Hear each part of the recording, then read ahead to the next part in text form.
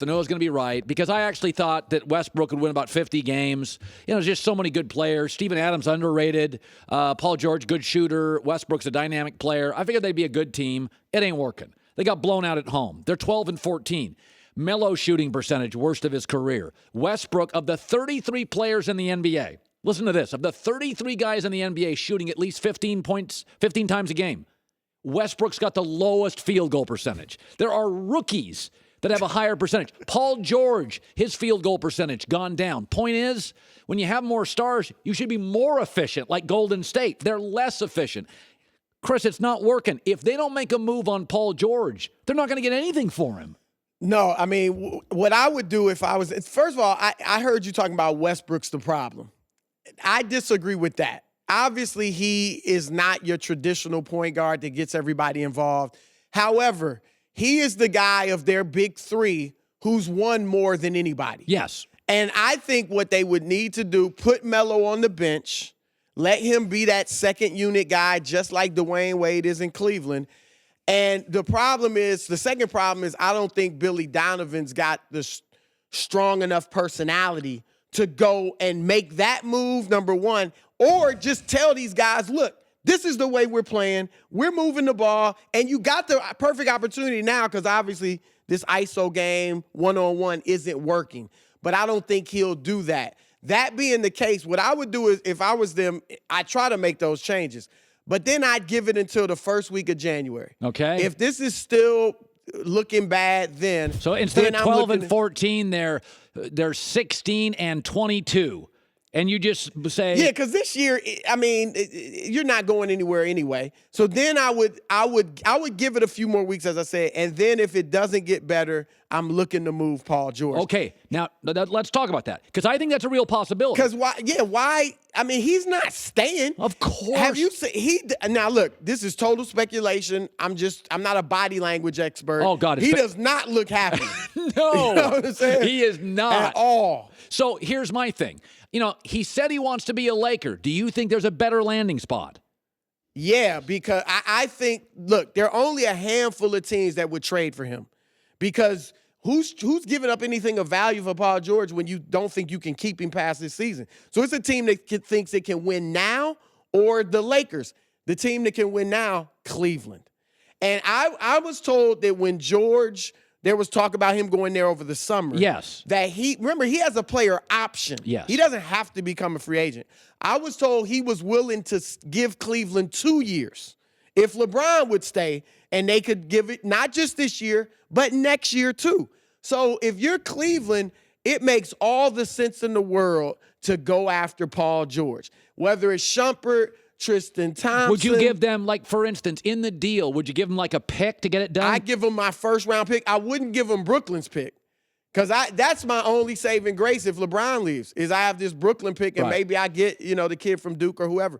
So I wouldn't give him that. I would even give him, if I had to, I'd hate to because he's playing great right now, but Kevin Love. Because here's the thing. If LeBron leaves, what's Kevin Love doing for me? He's going to put up numbers. He's a legitimate all-star player, but we're not winning, and I can get off his contract anyway. So even if you say, well, you risk losing Love if George leaves after this year, well, that's a risk I'll take. But I think Cleveland is definitely would be right there at the top of the potential landing spots for Paul George, right along with the Lakers, if they trade him. And they should.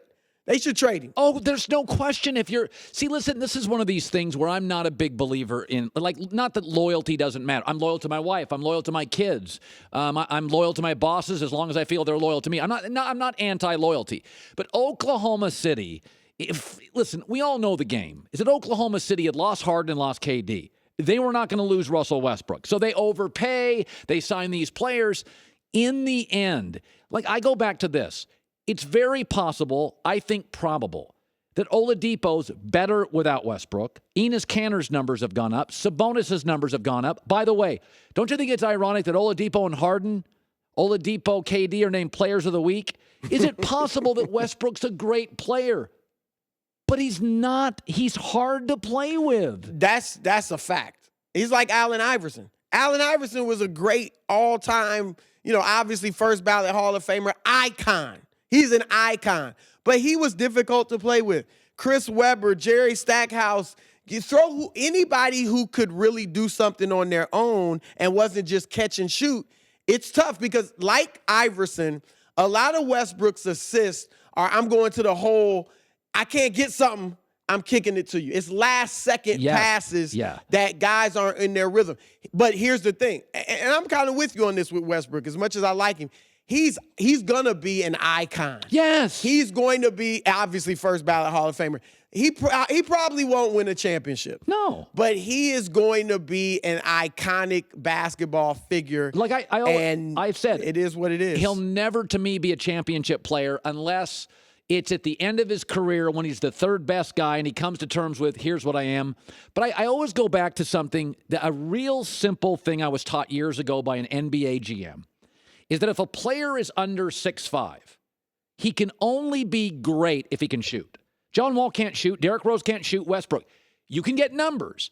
But if you're under 6'5", if you are not an elite shooter, it is a major disadvantage in the postseason when you play the best defenders, the best teams, and the best coaches in a 7-game series, that you can't drive to the basket. It will wear down your butt. Kobe Bryant eventually and Michael didn't drive to the basket as much. And they were 6'6", too. I mean, just going along and with Michael that was theory. strong. Is that Westbrook and John Wall, Wall's breaking down. Iverson. So you're saying postseason, not regular season, because obviously these guys are great. But when you go to the postseason and I play the same team 7 times and I'm 6'3" and can't shoot, I'm going to have to drive the basket. You're facing the best teams, the best bigs, the most physical players, the best coaches. They're going to beat down on you.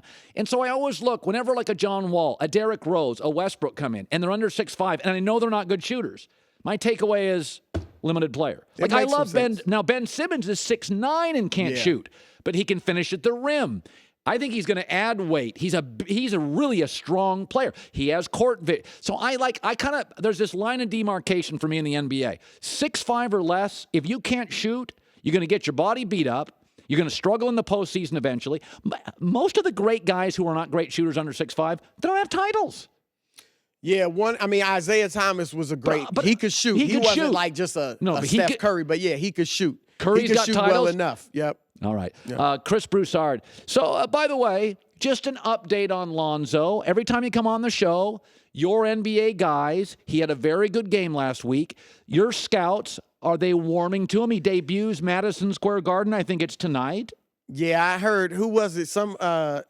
Shannon on Shannon Sharp. Undisputed talking What did about, he say? He put him in the same sense. Well, when LeBron and Kobe, those guys go to the Garden, they light it up. Let's see what Lonzo does. I'm like, let's not even put Lonzo in the same sentence with those guys.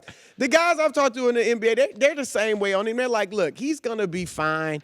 They're not saying he's going to be a star. Some do think that. But most think he'll be a good player. His problem is he's just being over-scrutinized because of all the attention his dad's put on him. All right, Chris Broussard, you got a podcast. Give it a shout-out here. In the Zone. We'll have Earl Watson on this week. Some great stories from Earl about Russell Westbrook, your favorite player. Yeah. Devin Booker. Devin Booker has an interesting theory on Michael Jordan. I know. I've heard. I know what you're talking about. Hi, everybody, and thanks for watching. We want you to subscribe here, to get the latest from the show. Also, be sure to check out more of the best clips from the herd, or go watch a few segments from the newest show on FS1, First Things First, with Chris Carter and Nick Wright.